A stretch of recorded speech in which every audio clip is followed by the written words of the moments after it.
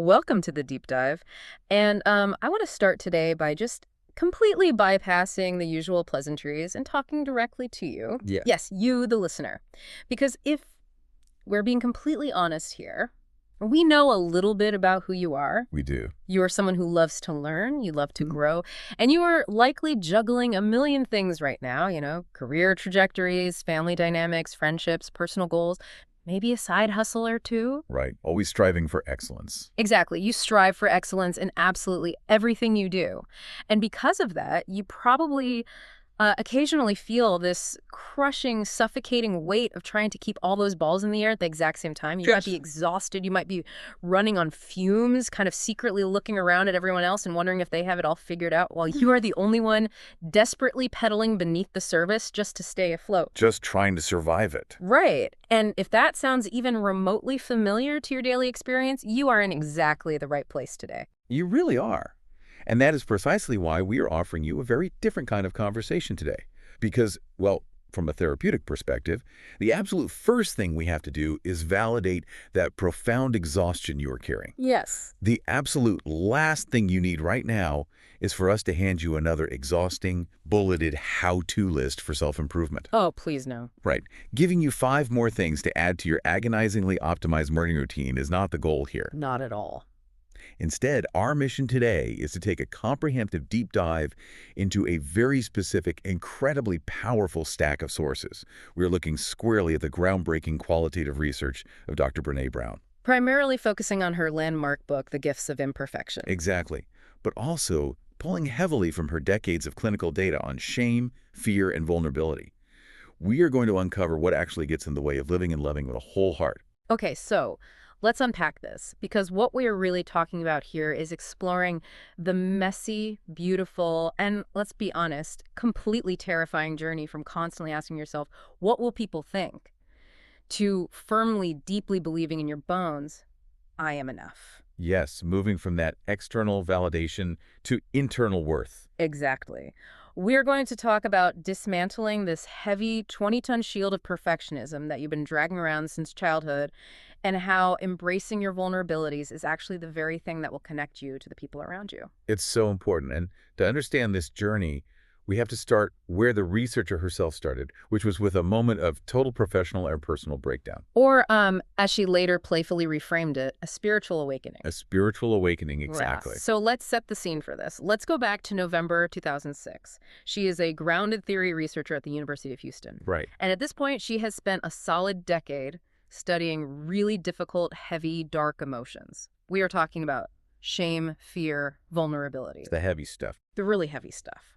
She has collected thousands of stories, interviews, and field notes from men and women ranging in age from 18 to 87. And as a qualitative researcher, her brain is uniquely wired to look for patterns in all this data. It's what she does. Right. So as she's sifting through these thousands of stories, she realizes something startling. While absolutely everyone experiences struggle and shame, there is a distinct subgroup of people in her data who seem to be living these incredibly amazing, inspiring, resilient lives despite the universal experience of shame. Which is such a powerful and necessary clinical distinction. Yeah. And she labels this distinct group wholehearted. Wholehearted. She didn't just want to study what was broken. She wanted to know what these wholehearted people valued. How did they address their daily concerns? How did they navigate failure? So she does what any good researcher would do. She grabs a Sharpie, gets a giant piece of poster paper, sits down at her breakfast room table, and starts sorting the behavioral patterns of these wholehearted individuals into 2 columns. 2 very revealing columns. Right. And for the sake of simplicity, she labels these columns do and don't. And when you look at the do column, it is just brimming with these beautiful, aspirational, almost poetic words. Oh, completely. She's writing down things like worthiness, rest, play, trust, faith, intuition, hope, authenticity, love, belonging, joy, gratitude, and creativity. Beautiful words. But then there was the other side of the poster paper, the don't column. Dreaded don't column. Yeah, and this list is dripping with very different, highly rigid words.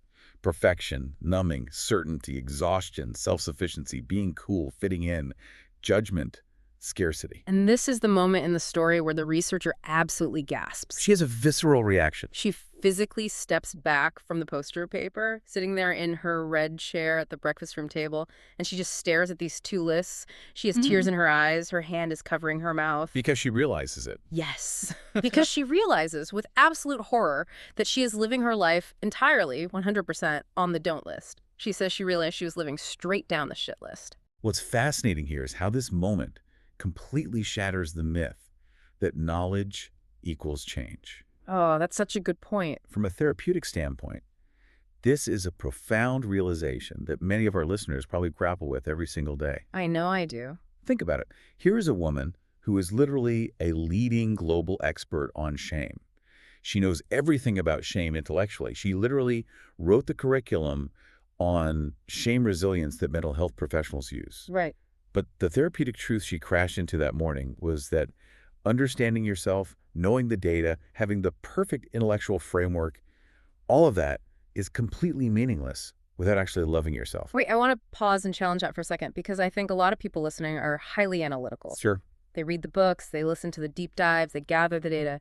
If she knew all the behavioral mechanisms of shame and resilience, why couldn't she just apply it? Isn't awareness the first step? Awareness is a step, yes. But intellectualizing your emotions is actually a defense mechanism. Yeah.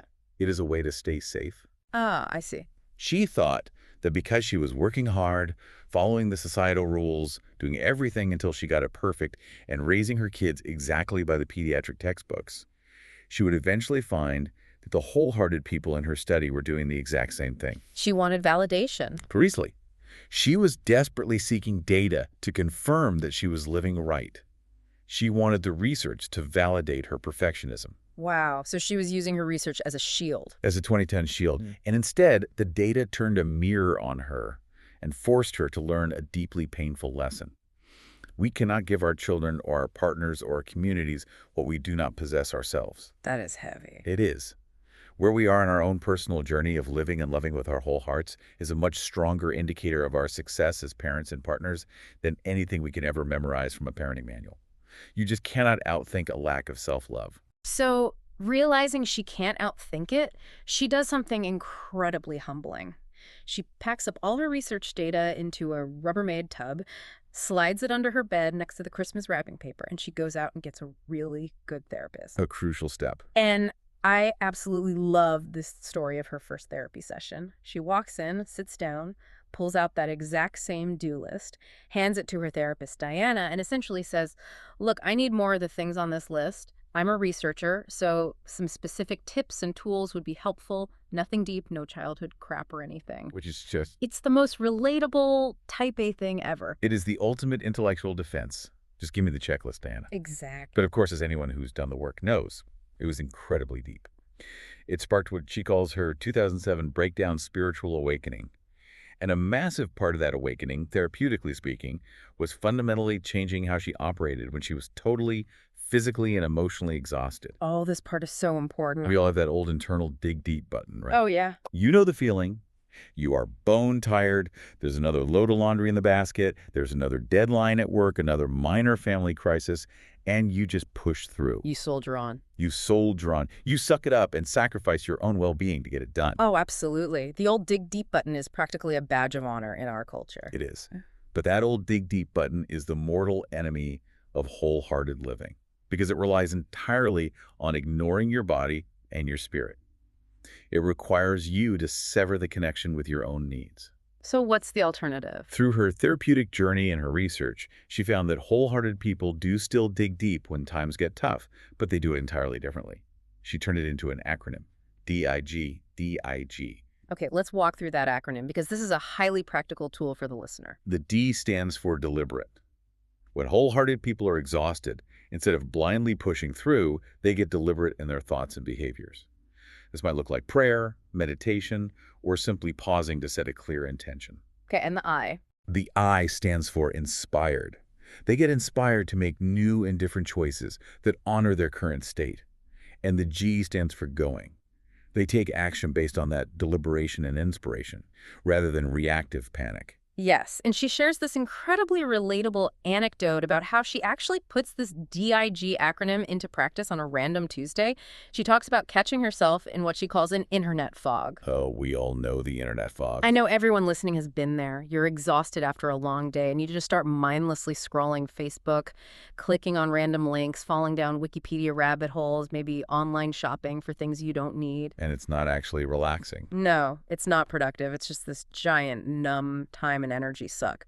So she catches herself in this fog and she stops. She uses the new dig deep method. Let's break down exactly how she does that, because the mechanics are important. First, she gets deliberate. She has a conversation with herself and says, okay, if you need to refuel and losing yourself online is genuinely fun and restorative right now, do it. But if it's not, you need to do something deliberately relaxing. Right, she gives herself permission but demands honesty. Exactly. Then she moves to inspired. She tells herself, find something inspiring to do rather than something soul-sucking. And finally, she gets going. She physically takes action.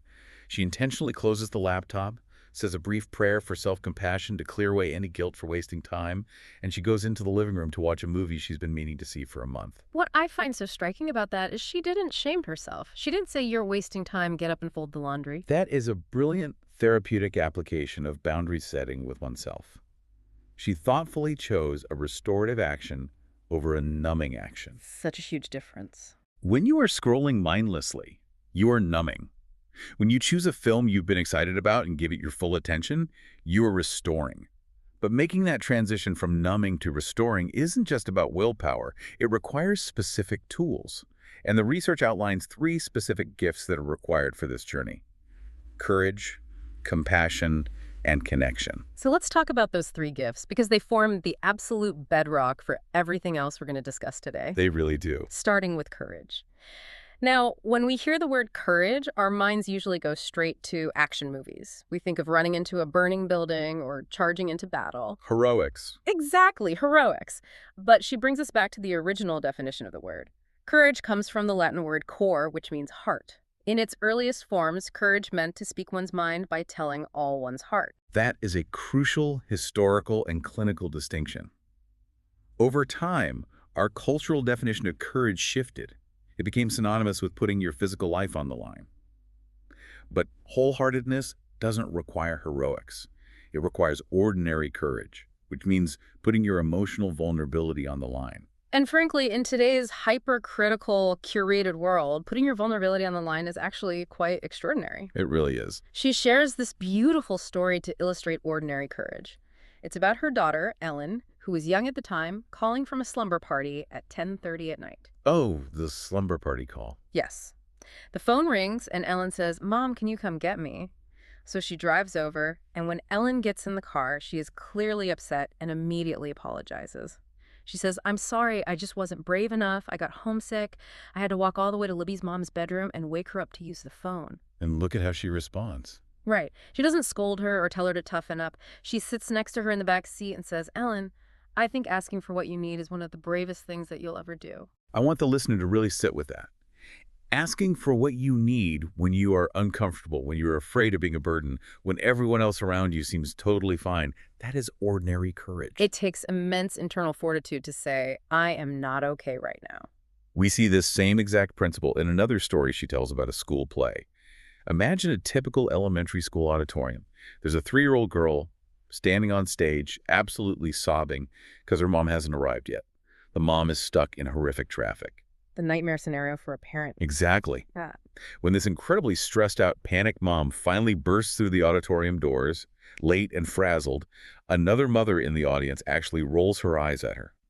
A clear gesture of judgment. Which is just brutal when you're already feeling like you're failing. It is. But then 2 other moms step up. One woman walks over, touches the frantic mom's shoulder and says, "Hey, I missed the last one entirely. I completely forgot it was happening." Another mom chimes in and says, "Don't worry, last week my son was the only one in the entire class who wasn't wearing pajamas on PJ Day." That is such a perfect example of ordinary courage. Those 2 moms didn't have to stop. They could have stayed quiet, joined the perfect parent parade, and marched right on by, enjoying the fact that they weren't the ones in the hot seat. Right. But they took the time to actively share their own imperfect, embarrassing stories just to say to the stranger, "You are not alone." which leads us right into the second gift because that action is the definition of compassion. Yes. Let's look at the etymology again. Compassion comes from the Latin words pati and cum, which translate to suffer with. Suffer with. Yes. It is vital to understand that compassion is not our default human response. Hmm. When we see pain, or when we experience pain, our biological and psychological default is self-protection. We want to get away from it. Exactly. We usually protect ourselves by looking for someone to blame, by turning to judgment, like the mom rolling her eyes, or by immediately going into fix-it mode, so we don't have to sit in the discomfort of the emotion. True compassion, however, is a relationship between equals. It requires recognizing our deeply shared humanity. Here's where it gets really interesting, though, because I think if you polled 100 people, they would describe compassionate people as these incredibly soft, yielding, endlessly accommodating saints who just let people do whatever they want. A common misconception. Right. But the research completely blew her mind, and mine too. The data shows that the most compassionate people are actually the most boundary-conscious people. From a therapeutic standpoint, this is arguably one of the most powerful insights in the entire text. It is entirely counterintuitive to how society operates. Lee, I need to stop you there because I can hear the listener pushing back on this. Let's hear it. Setting strict boundaries feels inherently unkind to a lot of people. If a family member or a colleague is struggling and I draw a hard line and say, no, aren't I just being cold? How does the research reconcile hard boundaries with deep compassion? It's a brilliant question. The reconciliation comes down to resentment. You cannot be truly compassionate if you are full of resentment. We fear setting boundaries because we think it makes us mean. But the heart of compassion is acceptance. And it is psychologically impossible to accept people exactly as they are when they're actively hurting you, taking advantage of you, or walking all over you. So to truly practice compassion, You must hold people accountable for their actions. so you're saying compassion requires accountability. Absolutely. You have to separate the person from their behavior. You address what they are doing, not who they are. If you fail to set boundaries, you allow yourself to feel used and abused. And when you feel used, your resentment builds, and eventually you attack who they are. Right, the person instead of the action. You lash out and say you are a selfish person, which is deeply hurtful and shaming. But if you have boundaries, you can say, I love you and I am here for you, but I will not allow you to speak to me that way. Boundaries and accountability are absolute prerequisites for genuine compassion. Otherwise, it's just enabling draped in resentment. That is such a massive light bulb moment. Compassion isn't about being a doormat. It's about respecting yourself enough to be honest. Exactly. And that brings us to the third gift, connection. And connection isn't just a nice, warm, and fuzzy idea. It is biological, neurological hardwiring. We need connection to thrive physically and emotionally. We are wired for it. But the research points out a massive myth that gets in the way of connection for almost all of us. The myth of self-sufficiency. The deeply ingrained idea that we have to go it alone. Our culture loves the archetype of the self-made independent stoic. We implicitly divide the world into two distinct camps, those who offer help and those who need help. But the truth is, we are all always both. Both at the same time? And this is going to be a hard pill to swallow for many of our high-achieving listeners. If you attach judgment to receiving help, you are unknowingly attaching judgment to giving help. Let me make sure I'm getting this. If I feel weak or ashamed when I have to ask for a favor, you're saying I'm projecting that same weakness onto others when they ask me for a favor? Exactly, even if you don't do it consciously. You might think you are being generous, but you are never truly giving with an open heart until you are capable of receiving with an open heart. Because it's a dynamic. When you derive your entire sense of self-worth from always being the capable helper, the one who never needs support, you are actually blocking true connection. Yeah. You are keeping people at arm's length by maintaining the superior position of the helper.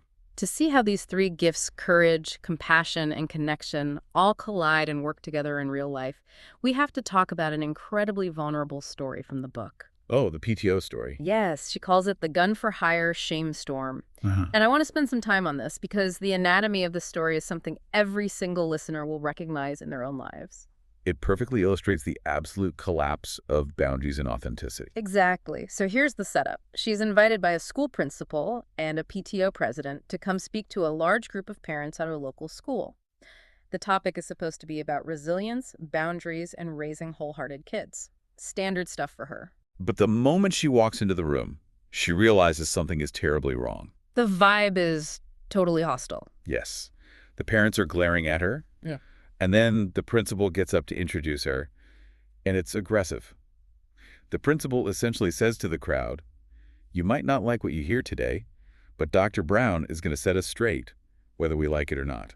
It was basically an introduction for a professional wrestling match, not a parenting seminar. Right. And here is where she makes the critical error.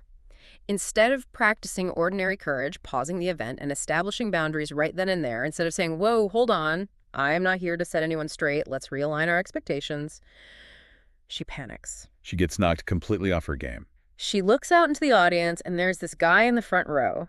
He is rolling his eyes, he's sighing loudly, he has his arms crossed defensively, he is radiating disapproval. And what does she do? She does the worst thing possible. She tries to win him over. She starts hustling for her worthiness. Yes. She abandons her authentic self and goes into full academic armor mode.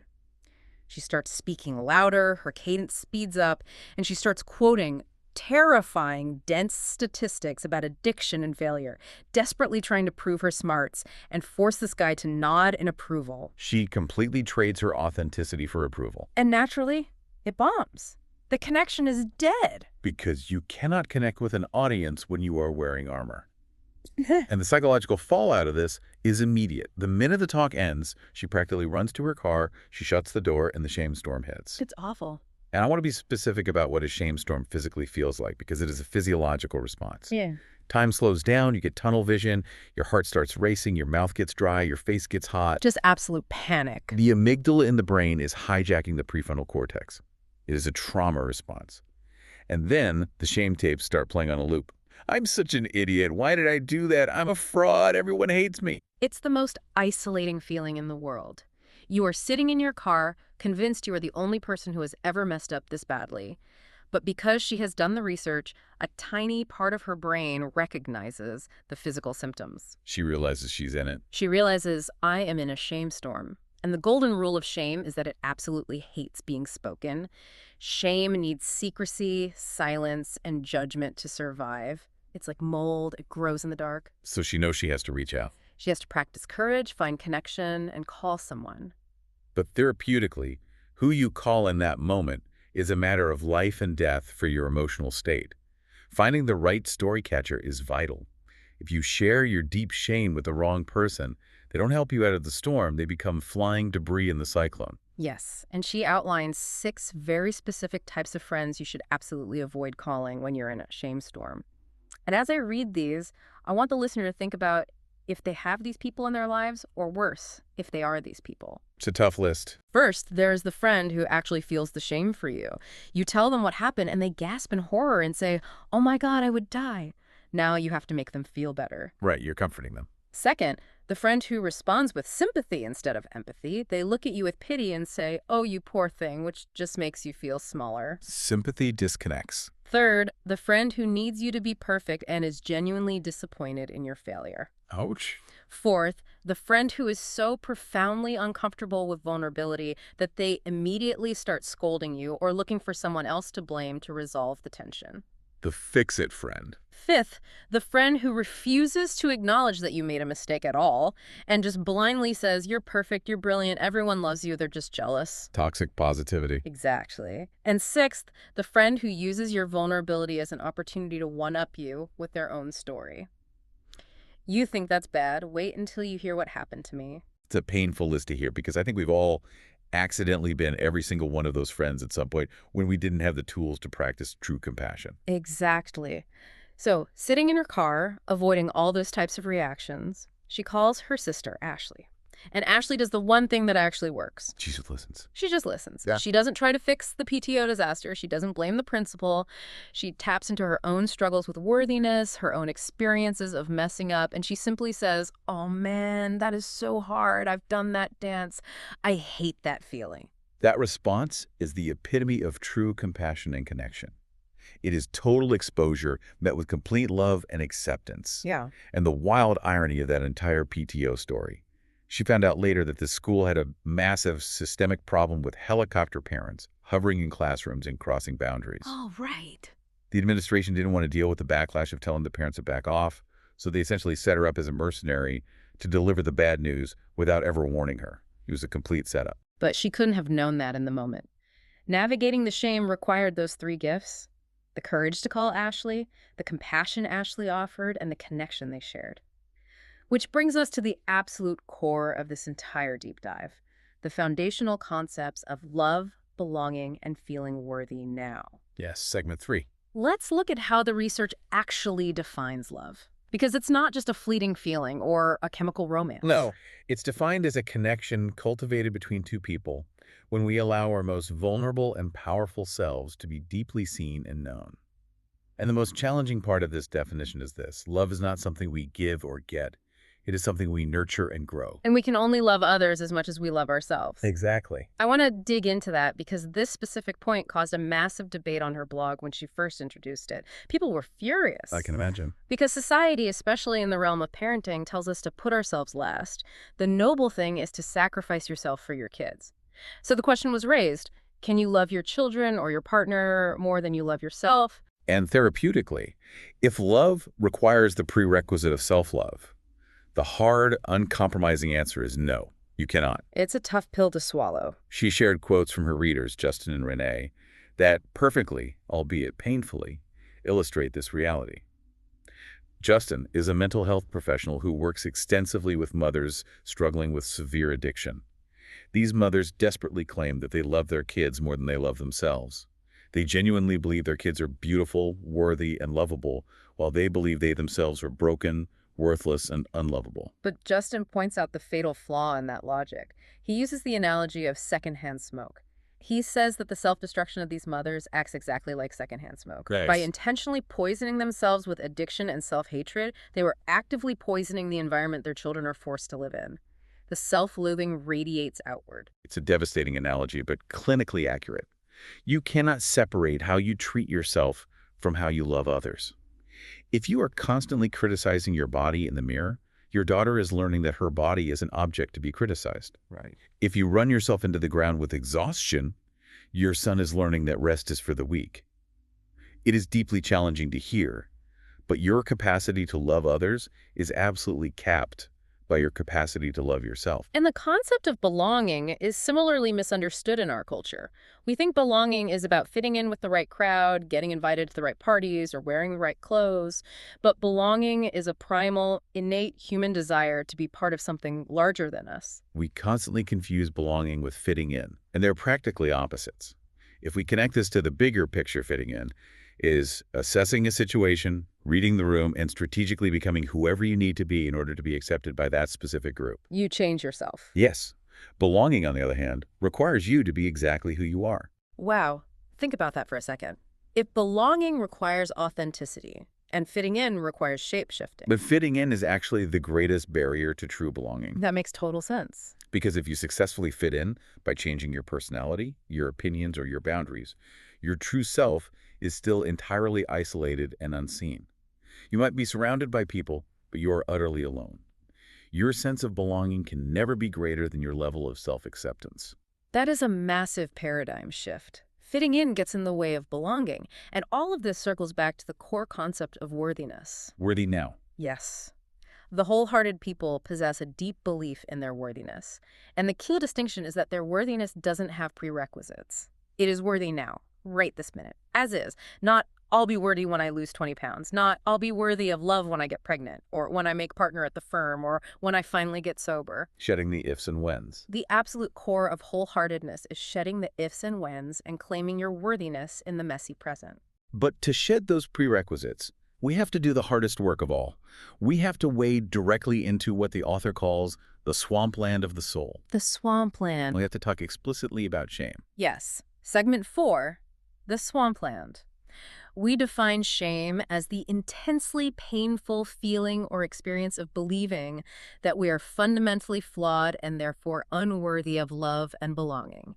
It is the master emotion behind almost all of our destructive behaviors. And this is where we have to connect the dots for the listener. So what does this all mean for us functionally? Why are we dedicating so much time to this specific emotion? Because, as the research points out, if we don't address shame, every single how-to list in the world is completely useless. Exactly. She points out this glaring paradox in our culture. We are the most in-debt, obese, addicted, and medicated adult cohort in human history, yet we have unprecedented access to information. We know how to eat healthy, eat vegetables, avoid processed sugar. We know how to budget spend less than you earn. We have all the podcasts, all the apps, all the experts. So why aren't we doing it? Why Yeah. are we still struggling? Because we don't talk about the shame that drives us to numb out in the first place. Right. If you are overeating, overspending, or overworking to numb the pain of believing you aren't enough, a new budgeting app isn't going to fix the core problem. If we don't talk about what gets in the way, the how-to is just a seductive shortcut that goes absolutely nowhere. And society actively encourages us to ignore the shame. She tells this story about being invited to speak at an event called the UP Experience. It's supposed to be this highly curated, positive, TED-style event. And the organizer specifically told her on the phone, look, keep your talk light and breezy. Do not mention the word shame. People will be eating lunch. It is the perfect encapsulation of our culture's desire to skip the hard emotional labor and just get the quick digestible tips. Give me the inspiration, but don't make me look at my trauma. But you cannot bypass the swamp. You have to learn how to put on your waders and trudge through it. And trudging through it means understanding exactly how our brains defend against it. When shame hits, we don't just sit there, we react. She draws heavily on the work of researchers Dr. Linda Hartling and Karen Horney to explain our psychological defenses against shame. They identify 3 primary ways we react. We move away, we move toward, or we move against. Let's break these down with everyday examples because the listener is definitely using at least one of these right now. Absolutely. Moving away is withdrawing. When shame hits, you want to disappear. You silence yourself. You keep secrets. If you make a mistake at work, moving away looks like avoiding your boss, canceling meetings, or literally hiding in your office. Okay, what about moving toward? Moving toward is appeasing and people-pleasing. It's fawning. You feel shame, so you desperately try to earn back connection by being overly accommodating. If a friend criticizes you, moving toward looks like apologizing profusely, buying them a gift, and completely abandoning your own boundaries just to make them happy with you again. And the third, moving against. Moving against is trying to gain power over others. It's becoming aggressive and using shame to fight shame. Yeah. If your partner points out that you forgot to pay a bill, moving against looks like lashing out and say, well, if you weren't such a nag and actually helped out around the house, maybe I wouldn't forget. Yeah. You deflect the shame by attacking. She gives a brilliantly transparent personal example of moving against. She calls it the EGADS photo story. Oh, this one is great. She took this goofy, uncurated photo with a friend at a conference and posted it on her blog. Very innocent. But she receives a highly critical, condescending email from a reader about the photo. People can be so cruel online. And her immediate visceral reaction is to move against. She sits at her computer and drafts 3 different nasty, shaming replies.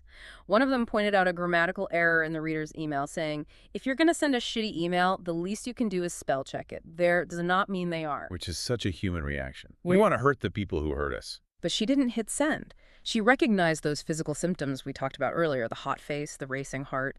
She realized she was acting out of shame, threw on her running shoes, and physically hit the pavement to burn off the adrenaline. That's doing the work. Later, her friend Laura helped her realize that cruelty is never brave, it's cheap, and it's easy. The genuinely courageous thing was to acknowledge she was hurt by a stranger's words, cry about it, and let it go without retaliating. And that restraint is the direct application of what she calls the 4 elements of shame resilience.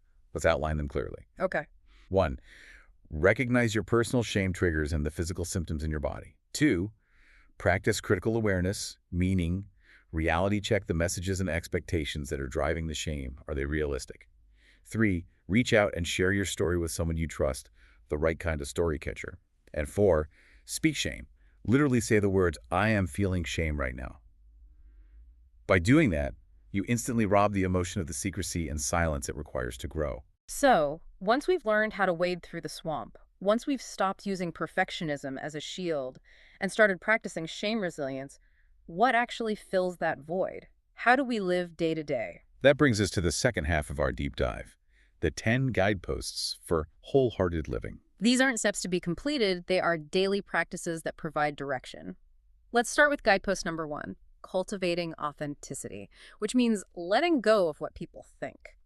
The key word here is cultivating. Authenticity is not a fixed personality trait. You aren't born authentic or inauthentic. It is a daily, sometimes hourly, conscious practice. She talks about the audacity of I authenticity. love that phrase, the audacity, because society practically demands conformity. Exactly. When you choose to be authentic, it can actually trigger shame and fear in the people around you, and it can be perceived by society as self-indulgent or rebellious. The gremlins in our heads constantly whisper, what if they like the perfect me better? The one who never complains, the one who takes care of everything. But the clinical reality is that sacrificing who you are for the sake of what people think is a direct pipeline to anxiety, depression, and deep-seated resentment. Which flows perfectly into guidepost number 2, cultivating self-compassion and letting go of perfectionism. I really want to spend time on how she dismantles perfectionism because so many of our listeners probably identify as perfectionists, and they might even view it as a positive trait. They think it's synonymous with healthy striving or a desire for self-improvement. It is absolutely not healthy striving. Healthy striving is internally focused. How can I improve this for me? Perfectionism is entirely other-focused. What will they think of me if this isn't flawless? So it's about perception. Perfectionism is that 20-ton shield we talked about. We lug it around, exhausting ourselves under the false belief that if we look perfect, live perfect, and do everything perfectly, we can avoid or minimize the painful feelings of blame, judgment, and shame. To overcome this crushing weight, she brings in the pioneering work of Dr. Kristen Neff, who outlines 3 specific elements of self-compassion. Let's unpack Dr. Nepp's 3 elements because they are highly actionable. First is self-kindness. This means being warm and understanding toward ourselves when we suffer, fail, or feel inadequate, rather than flagellating ourselves with self-criticism. Just being nice to yourself. Right. Second is common humanity. This is the recognition that suffering and personal inadequacy are part of the shared human experience, something we all go through, rather than something that happens to me alone. We're all in it together. And third is mindfulness. This involves taking a balanced approach to our negative emotions so that feelings are neither suppressed nor exaggerated. We observe our mistakes without over-identifying with them. She gives a wonderfully mundane example of this mindfulness in action. She was sending an email to an author to ask for permission to quote her in a book, and she accidentally misspelled the author's name. Oh, that sinking feeling. Her perfectionism immediately spiked. Her brain went straight to, oh my God, she probably thinks I'm a sloppy hack. I'm a terrible researcher. But because she's practicing the guideposts, she caught herself. She practiced self-compassion. She used the tools. She told herself, be kind to yourself. You were rushing. Mistakes happen. It doesn't mean you're a hack. And this is crucial. If we are excessively harsh on ourselves for a simple typo, we will inevitably be harsh on others, like scolding our kids disproportionately for spilling a glass of milk. If we connect this self-compassion to the bigger picture, it leads us to guidepost number 3, cultivating a resilient spirit and letting go of numbing and powerlessness. Resilience requires a foundation of spirituality. Now, to be clear, she isn't necessarily talking about organized religion, but rather a deeply held belief in our inextricable connection to each other and to a power or purpose greater than ourselves. Yes, from that spiritual foundation, we must cultivate hope and critical awareness. I have to admit, I always thought hope was just a warm, fuzzy emotion, a sort of naive optimism. But she cites the incredible research of C.R. Snyder, who proves that hope is actually a cognitive process. Yes, hope is a thought process, not a feeling. Snyder's research breaks hope down into a combination of 3 things. First, setting realistic goals. Second, figuring out the pathways to get there, which takes immense tenacity and flexibility when plan A fails. And third, having agency, the core belief in yourself that you can actually execute those pathways. Wait, so hope isn't something you're born with, it's a skill. Exactly. The best part of Snyder's research is the revelation that hope is learned. And we usually learn it, or fail to learn it, in childhood. We teach hope to our kids through setting healthy boundaries, providing consistency, and offering support while letting them struggle through the pathways themselves. But the most profound hit-you-in-the-gut truth in this section on spirit is about numbing. She explains that we cannot selectively numb emotion. Therapeutically, this is a showstopper for many patients. We think we can just numb the bad stuff. We use a beer, a cigarette, a muffin, or 7 hours of internet scrolling to numb the dark emotions. The grief, the shame, the anxiety, the fear. The internet fog again. But the emotional spectrum doesn't work like a soundboard where you can mute one channel. It's a single volume dial. If you numb the dark, you inadvertently, biologically numb the light emotions too.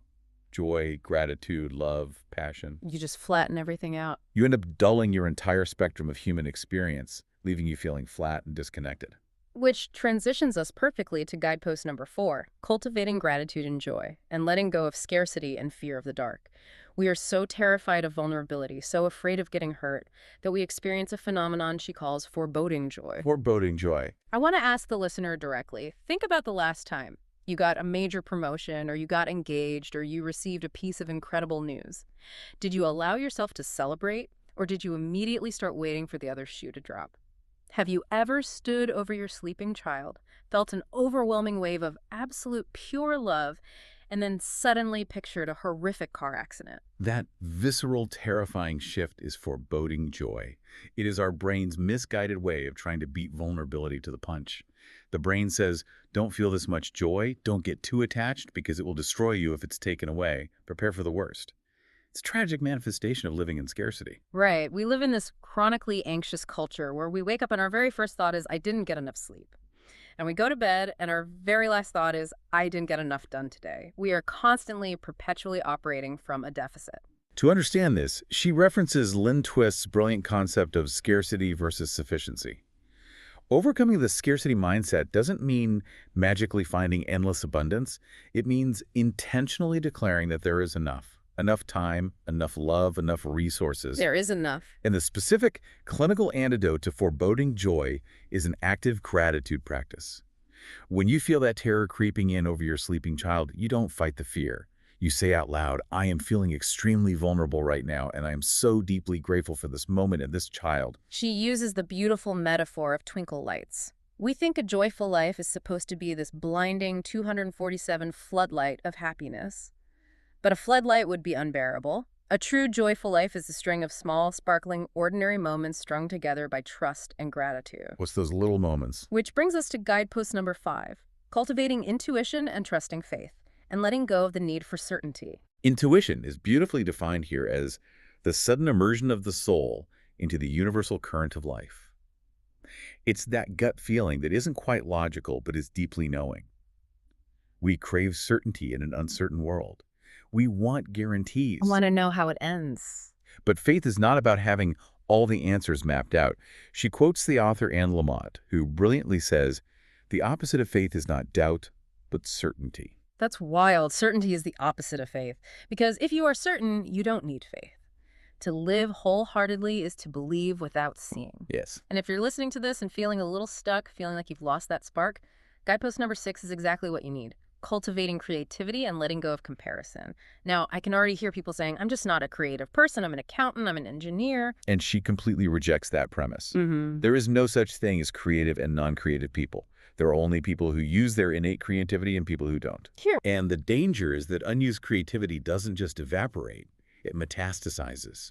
It turns into resentment, grief, judgment, and ultimately shame. And what stops us from using it? Comparison.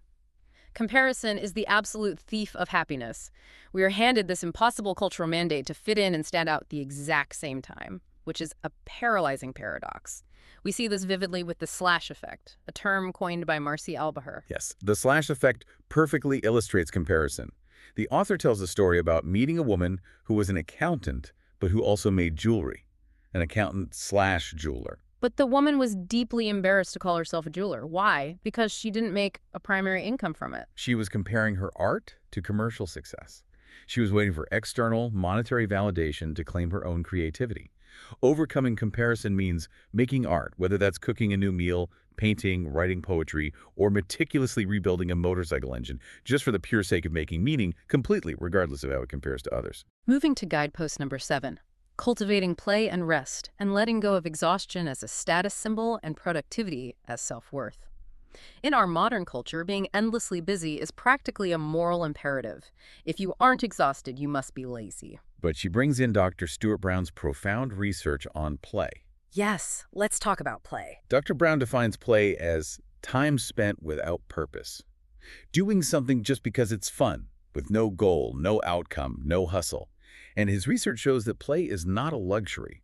It literally shapes our brain, fosters deep empathy, and is the primary driver of true innovation. And the flip side is rest. Conversely, ignoring rest and accumulating sleep debt is biologically destructive to our cognitive and emotional function. The author actually had a wake-up call about this. She and her husband sat down and made an ingredients for joy and meaning list. They literally listed out what their daily lives looked like when things were actually going well.